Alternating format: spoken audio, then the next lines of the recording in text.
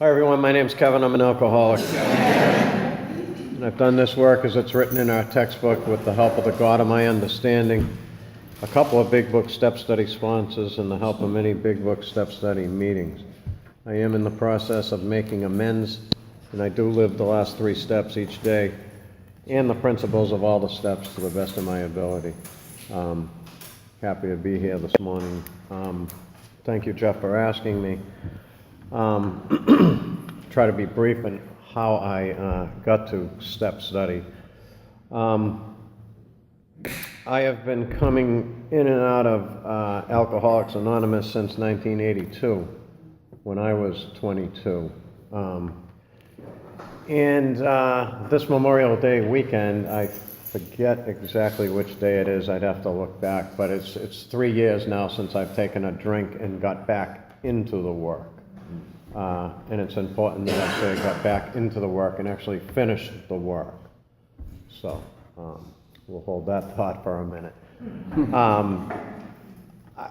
I don't know if I've been an alcoholic my whole life or when it happened. I do know that I crossed that line many years ago, probably in my late teens, and I certainly know by the time I was 18 or 19 years old, I was an alcoholic. And I'd admit it then. I don't think I really knew, I know I didn't really know what that meant, but it was clear that I was an alcoholic, and I thought that it was something that I'd hopefully, just kind of grow up someday and be done with. But that was not to happen, and, on I went. The first time I came into AA, it was over the first of many DUIs I'd get in my lifetime, but I did come in. It was the first and last time that I'd ever detoxed without having to go into a place to be medically detoxed, and I quit and came to AA for a couple of months or whatever I did.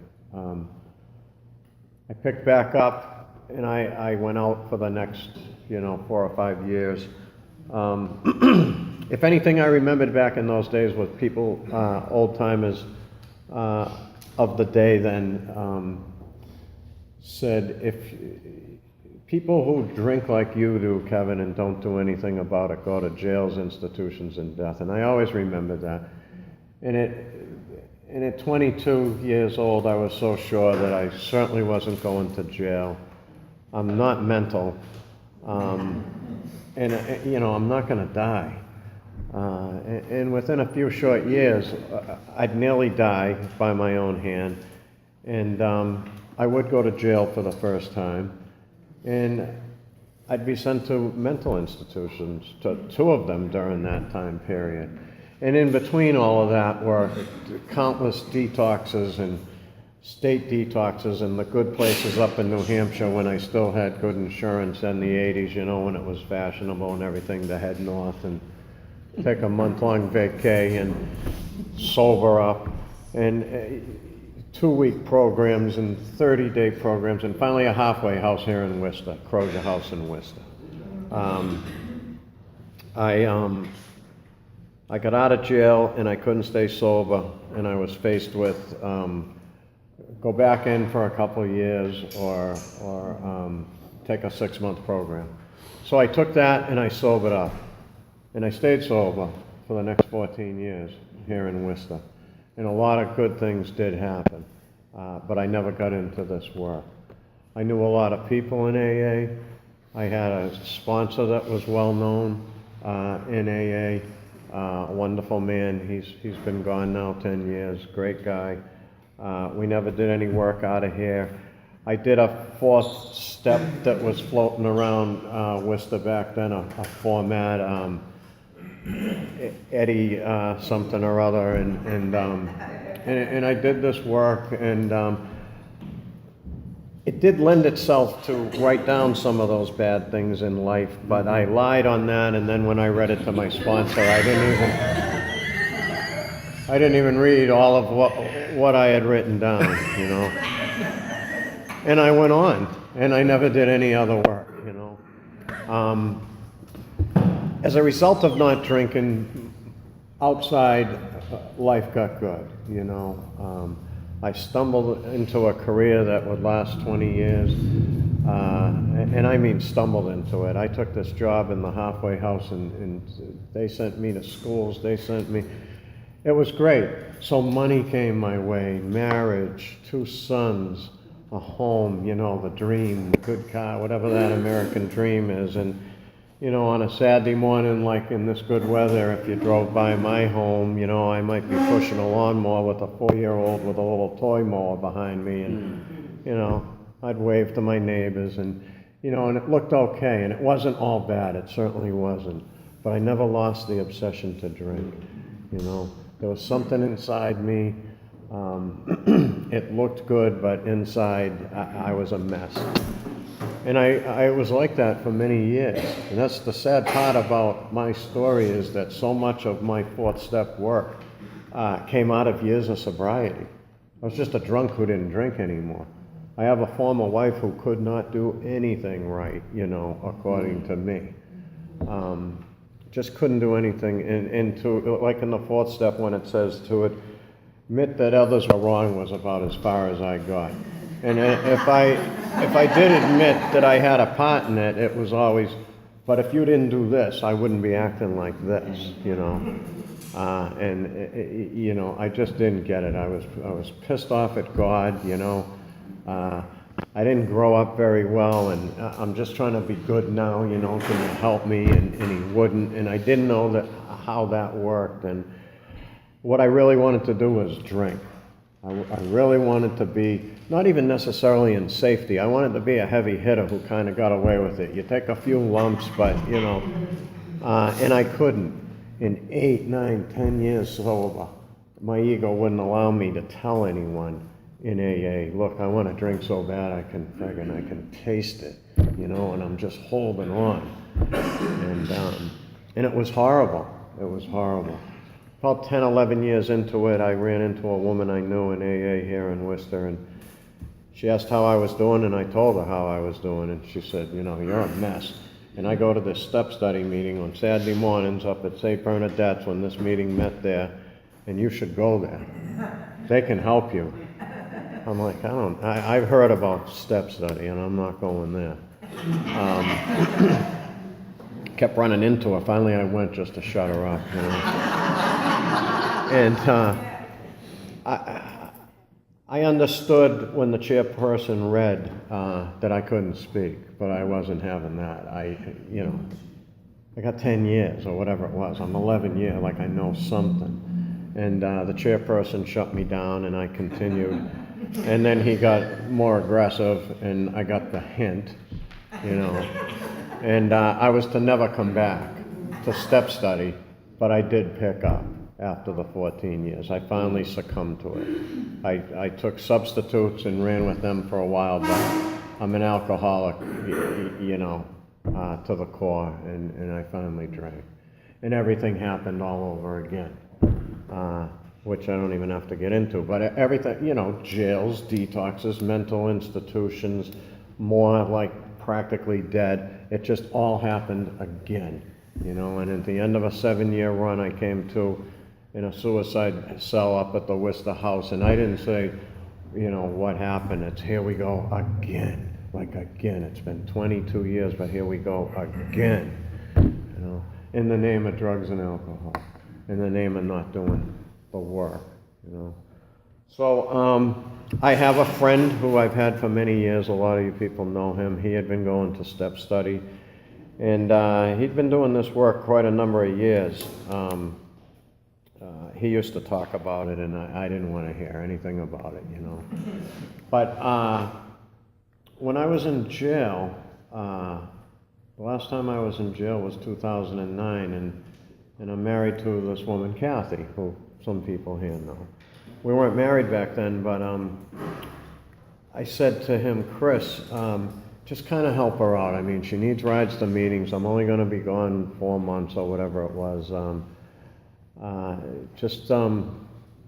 Help her out, do what you can. We're old friends, old friends. And so getting these letters, mind you, been going to step study with Chris, and Big Book step study, and that's where you're going when you get out. So anyone that would listen to me, when I get out of here, I've known this guy all my life, right? But she was going, and I did come. I did go. And I started doing this work. But I didn't complete this work. I still had some unfinished business, some unfinished business.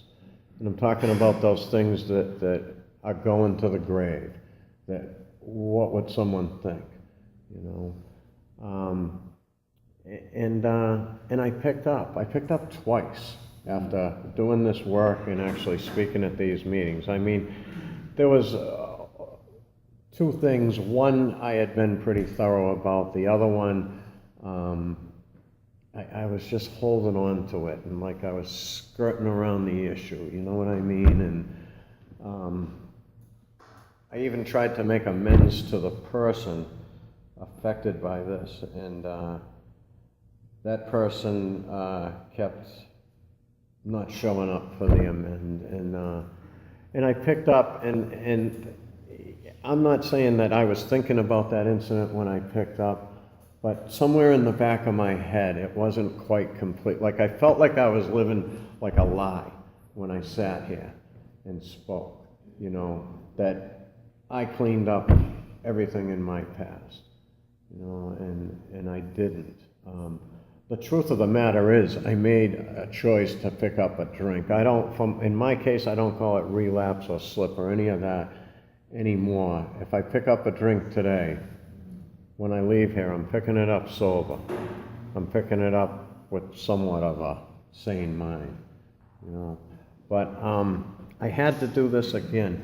And also what happened that last time when my sponsor came and rescued me from the police once again, he said, we got to go back to the beginning of the book.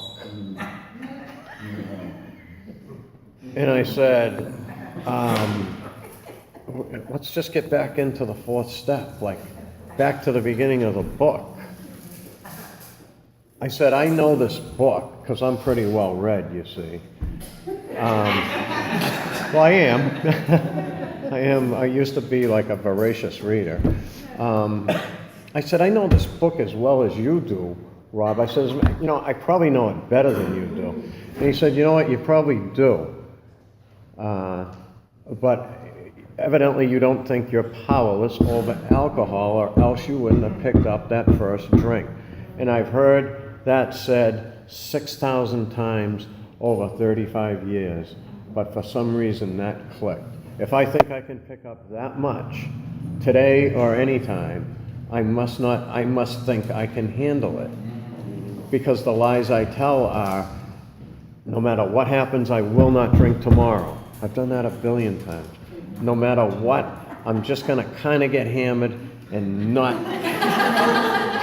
I tell myself these things. I have, And that clicked in, and we started the work again and went through the process. And during this time, I came back into these halls, and I was listening again. I didn't pass. I did that the first time. I'm an alcoholic. I've been through the process, and I pass.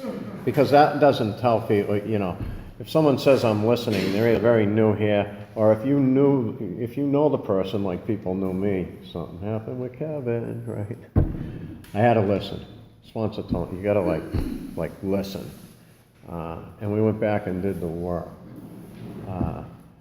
Reread everything I had done and then some. There was a lot of resentment against self. And one of those resentments against self had to do with this incident that I was holding on to, I didn't have any resentment. I had resentment against the other person, but not revolving around this incident, And when I got home after the 6th and 7th step, I called my sponsor. That's it. I have to. I cannot hold on to it. And he didn't pick up. This other friend, the one who brought Kathy to step study, he already knew about the incident. He didn't pick up his phone, but it would have seemed like it was too easy to just tell him. I called this other guy, my 10-step buddy, who I do a lot of 12-step prison work with. He said, I'll be right over.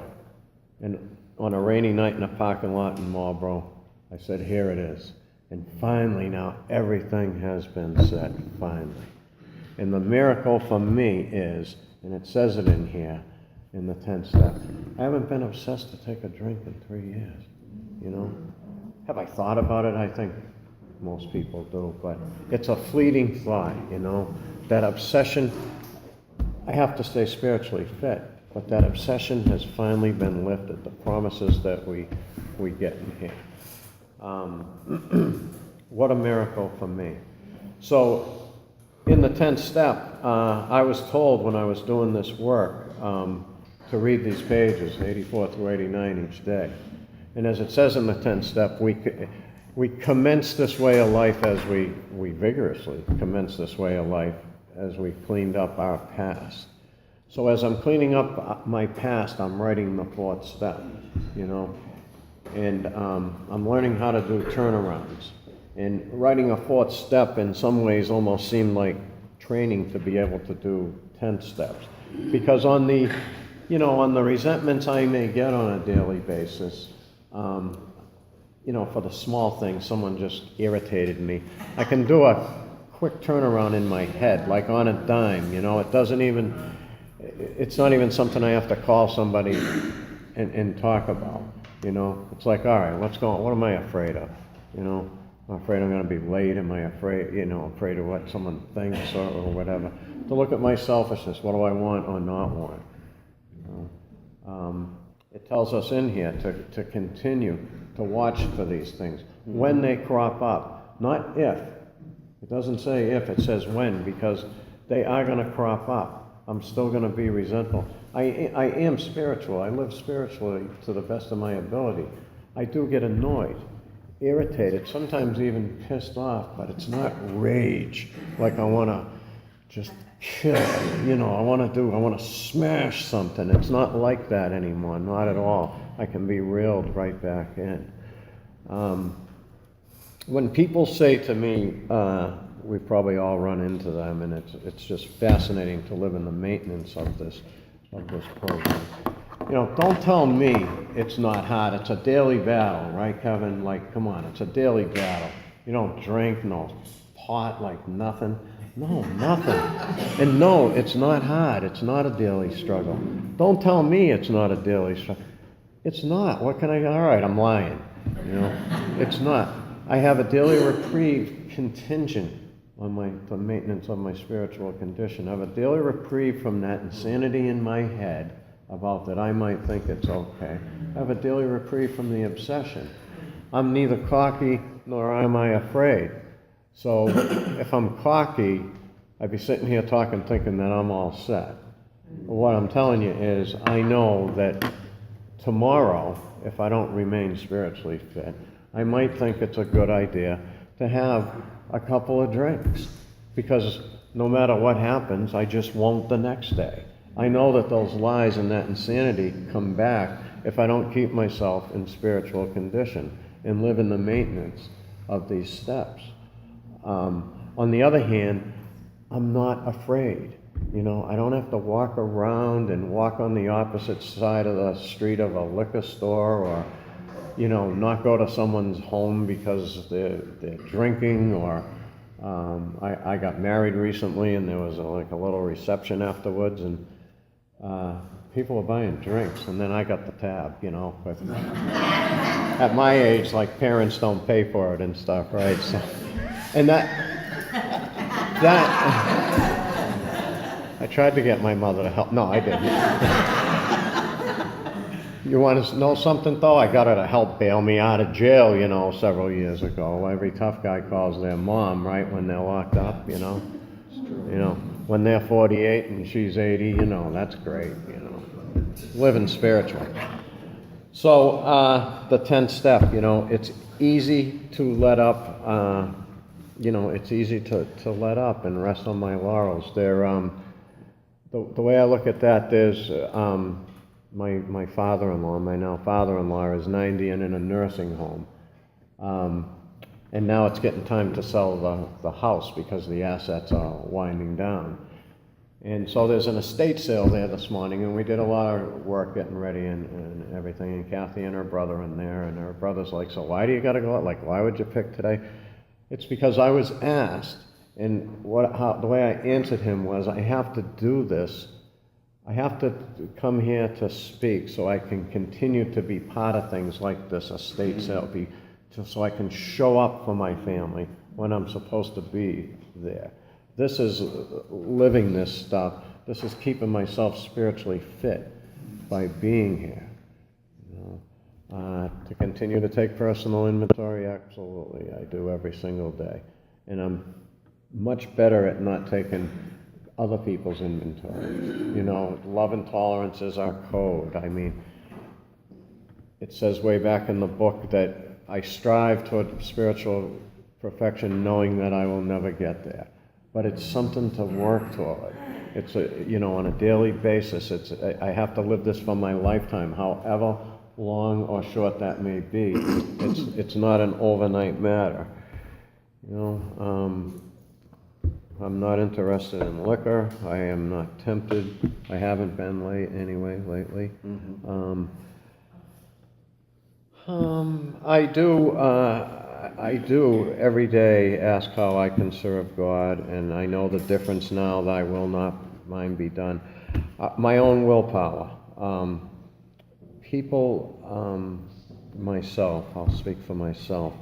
Turn your will over to God. Turn your will over to God, which I do, but it's okay to exercise my own willpower too. It's the proper use of the will. So if I use my own, it was my will to come here this morning. So I made the arrangements to get here. Using my will that way is okay. The improper use of my will is to lie, cheat, steal, to use people, to abuse people, etc. I learned the difference. I learned how to pray in this program. I knew that I didn't even know how to pray properly. And I carefully followed the directions. I have sensed the flow of God's Spirit into me. I am God conscious, and as it says at the end of most of these steps, but that means I must go further, and that means more action. And I'm happy to be able to take the action today. I do take that action. I love living this stuff. I'm not perfect at it, but I strive toward it. And thank you for having me. And Jeff, thank you for having me.